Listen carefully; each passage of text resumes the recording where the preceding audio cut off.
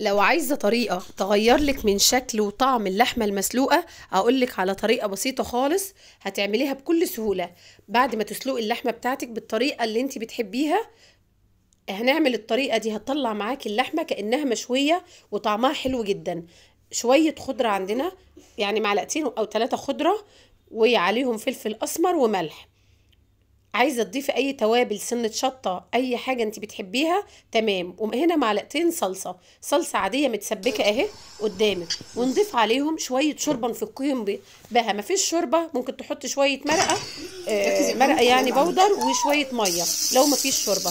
في طاسه عندي على النار اسخنها حلو، وانزل بمعلقه زبده او سمنه او اي ماده دهنيه انت هنحمر فيها اللحمه. مش هنحمرها، هنديها تشويحه تاخد لون من الناحيتين زي ما انت شايفه الجزر والطماطم دي. يعني وانا بجيب اللحمه كده في الشوربه من سلق الشوربه يعني، برضو لما هتشوحيهم معاها بتديكي طعم حلو قوي. برضو هنشوح اللحمه من الناحيتين.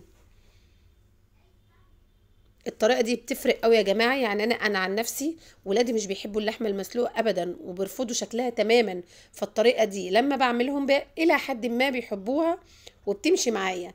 فالناس لو عندهم نفس المشكله دي هتفرق معاكي قوي في شكل اللحمه.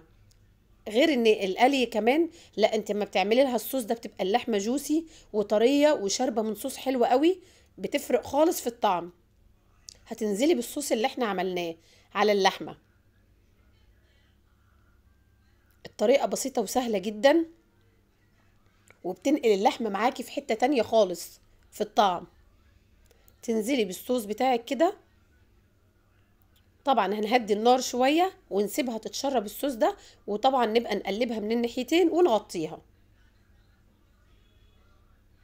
بغطا كده عندك. بعد كده بنكون مولعين فحم على النار. بعد ما الفحم عندي تحمر، نطفيها بشوية زيت ونغطي عليها. هتبقى واخدة طعم المشوي والمتفحم.